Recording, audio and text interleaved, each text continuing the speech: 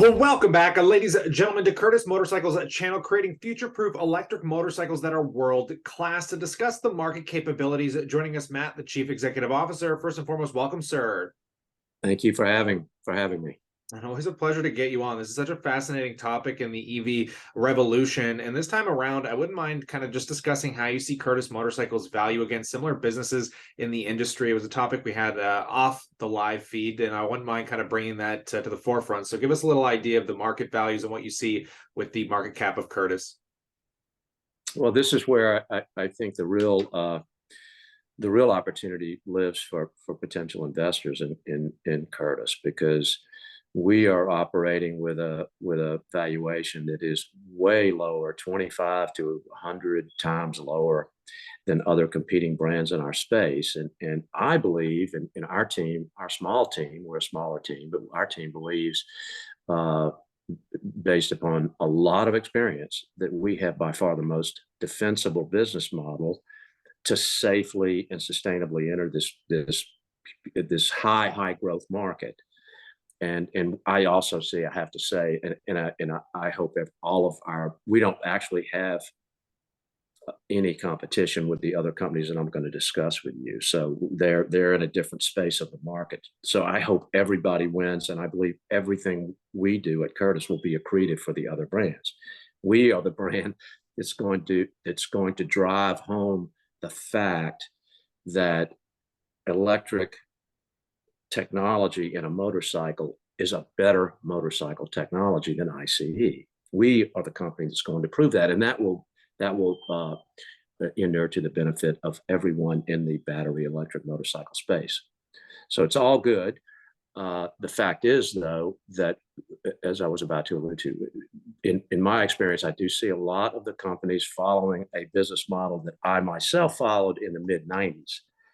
And it is fraught with problems. I know that because I learned from the mistake of following that type of model. It makes it very, very difficult. Now, can you kind of just expand on the market scope itself, how much this is going to be expanding year over year with the transition? And then maybe if you can even brief on a few of these other companies that aren't in a direct competitor sense, but are accessing parts of the motorcycle industry. You want to just discuss that a little more in depthly? Well, one of the things that our research shows is that the actual market for what you would call a road bike, a real, I'm not saying that a 300cc ICE motorcycle or even a 500cc ICE motorcycle isn't a real motorcycle. It is. But the part of the market that's about $105 billion in ICE is really 750cc and above.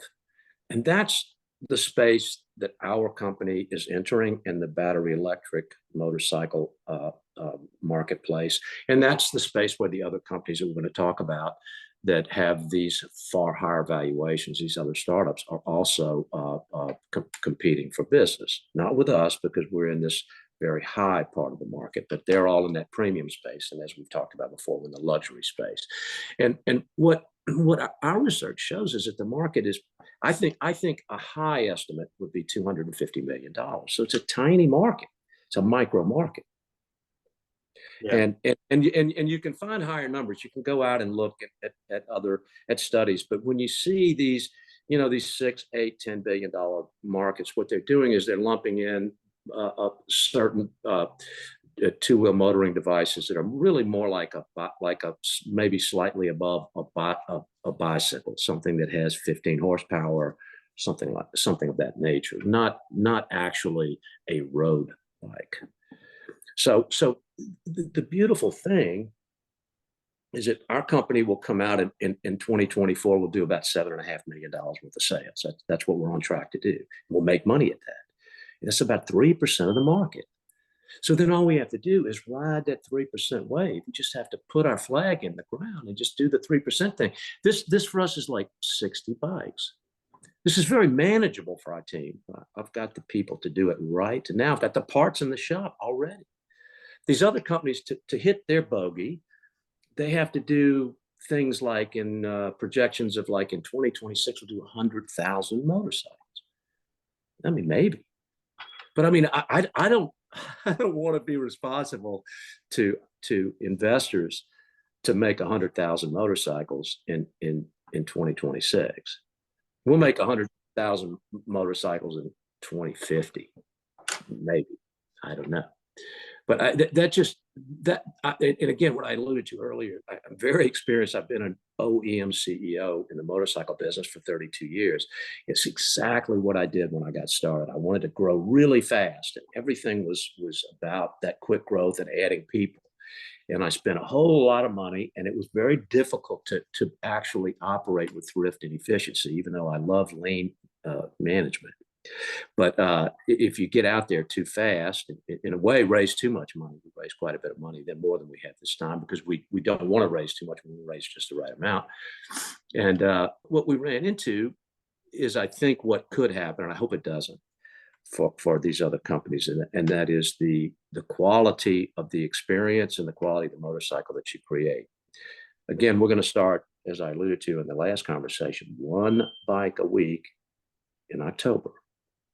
One perfect 10 out of 10 motorcycle, and one 5-star experience at a time. This is the most important thing, to take care of that customer, to make sure that they love their bike, to make sure that when they get that bike, it truly is the ultimate object of desire for him or her. Doing that, now you've got a foundation. But the cool thing is, we're so small, we actually make a little bit of money doing that. And anyway, to valuation, since we spoke last, this super cool little company called, I believe it's a holding company that received a $50 million investment for 10% of the company, making the company valued at $500 million.